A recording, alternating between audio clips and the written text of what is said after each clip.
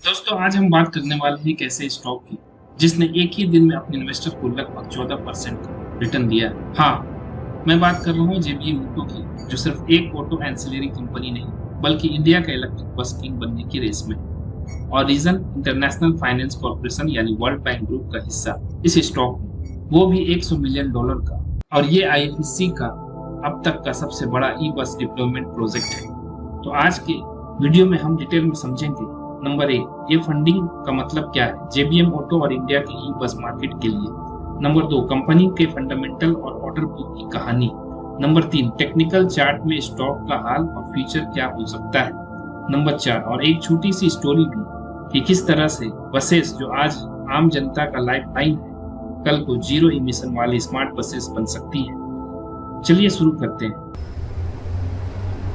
सबसे पहले बैकग्राउंड समझते हैं। 12 सितंबर को जेबीएम ऑटो के शेयर्स में 14% का जंप आया। रीजन आईएफएससी का $100 मिलियन का इन्वेस्टमेंट। अब दोस्तों, आईएफएससी का फुल फॉर्म है इंटरनेशनल फाइनेंस कॉर्पोरेशन, जो वर्ल्ड बैंक ग्रुप का एक बड़ा हिस्सा है। ये पहली बार हुआ कि आईएफएससी ने एशिया में किसी ई बस कंपनी में कैपिटल इन्वेस्ट किया, और ग्लोबली भी ये आईएफएससी का लार्जेस्ट ई बस प्रोजेक्ट है। मतलब एक तरह से जेबीएम ऑटो को सिर्फ पैसा ही नहीं मिला, उनकी क्रेडिबिलिटी और ग्लोबल विजिबिलिटी भी डबल हो गई। क्योंकि जब वर्ल्ड बैंक ग्रुप का ट्रस्ट आपके साथ हो तो आपके इन्वेस्टर को भी कॉन्फिडेंस मिलता है। और इसका रिजल्ट मार्केट ने तुरंत रिएक्ट किया, स्टॉक ऊपर जंप कर गया। ई बस मार्केट और भारत की जरूरत।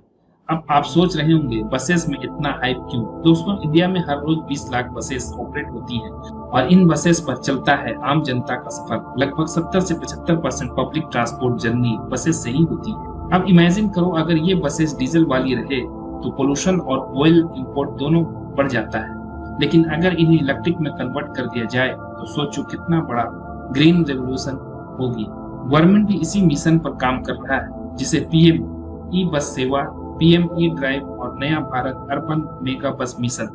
टारगेट है 2030 तक 1 लाख इलेक्ट्रिक बसेस डिप्लॉय करना, और जेबीएम ऑटो इसी रेस में आगे है। कंपनी ऑलरेडी 11,000 बसेस डिप्लॉय और एग्जीक्यूशन कर चुकी है, और 200+ मिलियन इलेक्ट्रिक किलोमीटर कवर कर लिया है, और 1 बिलियन पैसेंजर को सर्विंग दे चुकी है। सोच के देखिए, एक तरफ पोल्यूशन फ्री इंडिया, दूसरी तरफ एक कंपनी जो इसमें लीडर बन रही है। ये दोनों डबल एडवांटेज है। चलिए थोड़ा नंबर की बात करते हैं। ऑर्डर बुक, अगस्त 2025 तक जेबीएम ऑटो का ऑर्डर बुक था 12,900 करोड़। सिर्फ पीएम ई बस सेवा के अंदर ही 2,411 बसेस का ऑर्डर है।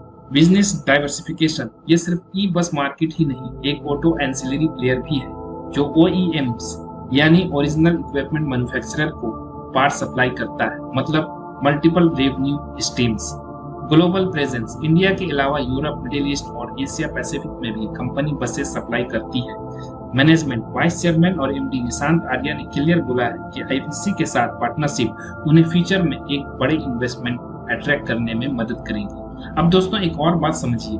इंडिया का ऑटो कंपोनेंट मार्केट 2030 तक $200 बिलियन तक पहुंचने का एस्टिमेट है, जिसमें एक्सपोर्ट अलोन $100 बिलियन तक हो सकता है। जेबीएम ऑटो जैसे प्लेयर्स जो ऑलरेडी ग्लोबल फुटप्रिंट बना चुका है, उनके लिए ये एक गोल्डन अपॉर्चुनिटी है। चलो अब स्टॉक की चार्ट की बात करते हैं। 12 सितंबर को स्टॉक में 14% का गैप अप आया। वॉल्यूम हेवी था, मतलब इंस्टीट्यूशन भी बाय कर रहे थे। अगर आप देखें तो स्टॉक ने एक स्ट्रॉन्ग रेजिस्टेंस ब्रेकआउट दिया है। 50 डेज और 200 डेज मूविंग एवरेज दोनों के ऊपर ट्रेड कर रहा है, जो एक पॉजिटिव साइन है। शॉर्ट टर्म में स्टॉक थोड़ा कंसोलिडेट कर सकता है, लेकिन अगर फंडामेंटल्स और ऑर्डर इनफ्लोज ऐसे ही स्ट्रॉन्ग रहे तो मीडियम टू लॉन्ग टर्म में और ऊपर जाने के चांसेस हैं। लेकिन एक चीज याद रखो, कोई भी स्टॉक एक ही रात में मल्टी बैगर नहीं बनता। पेशेंस और प्रॉपर एंट्री एग्जिट प्लान जरूरी है। स्टोरी एंगल, बस की सीट से फ्यूचर तक। अब एक छोटी सी कहानी सुनो। सोचो, एक छोटी सी लड़की है असम के एक गांव से, जो रोज स्कूल जाने के लिए बस पकड़ती है। पहले वो डीजल वाली पुरानी बस में जाती थी, और ये बस धुआं छोड़ती थी, नॉइस पोल्यूशन करती थी। लेकिन अब वही लड़की एक साइलेंट एसी इलेक्ट्रिक बस में ट्रैवल करती है, बिना पोल्यूशन, बिना वाइब्रेशन। उसके माँ बाप के लिए भी सुकून है, क्योंकि ट्रैवल सेफ है, रिलायबल है, और साथ ही एनवायरमेंट को भी फायदा है।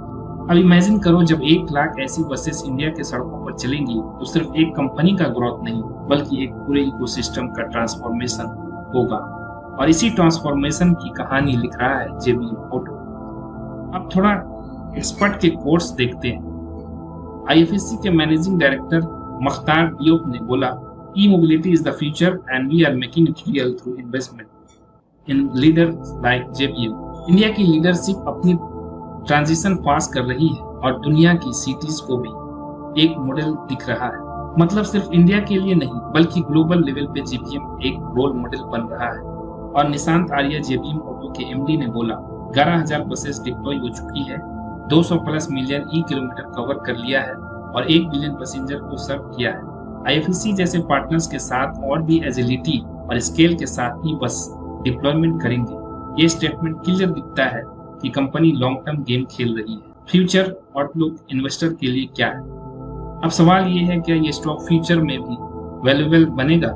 फंडामेंटली देखा जाए तो ऑर्डर बुक स्ट्रॉन्ग है, गवर्नमेंट सपोर्ट क्लियर है, आईएफएससी जैसे ग्लोबल इंस्टीट्यूशन का ट्रस्ट मिल चुका है, ईवी पेनिट्रेशन का टारगेट 2030 तक 40% है। टेक्निकल साइड पे स्टॉक बुलिश ट्रेंड में है। ब्रेकआउट के बाद थोड़ा पॉज या रिट्रेसमेंट आ सकता है जो नए इन्वेस्टर के लिए एंट्री का चांस बन सकता है। लेकिन गोल्डन रूल याद रखो, अपना रिसर्च करो, ब्लाइंडली किसी के कहने पर इन्वेस्ट मत करो। कंपनी का विजन, फाइनेंशियल और इंडस्ट्री ट्रेंड समझ कर ही डिसीजन लो। दोस्तों, जेबीएम ऑटो की कहानी एक क्लियर सिग्नल देती है, इंडिया का ई मोबिलिटी फ्यूचर यहाँ से शुरू हो रहा है। डीजल और पेट्रोल का जमाना धीरे धीरे खत्म हो रहा है। आने वाले 5 से 10 साल में जिसने भी सही सोच और सेक्टर पे बेट लगाई वो अपनी वेल्थ को मल्टीपल कर सकता है। और जेबीएम ऑटो का आईएफएससी के साथ ही $100 मिलियन का डील उस कहानी का एक इम्पोर्टेंट चैप्टर है। आपको क्या लगता है, क्या जेबीएम ऑटो अगला टाटा मोटर्स बन सकता है ईवी बसेस के वर्ल्ड में? नीचे कमेंट में जरूर बताएं। वीडियो पसंद आई हो तो लाइक जरूर करिए, अपने दोस्तों के साथ शेयर करिए और चैनल को सब्सक्राइब करना ना भूलें। मिलते हैं अगले वीडियो में एक और कहानी के साथ। तब तक के लिए हैप्पी इन्वेस्टिंग और go green mobility. Thank you.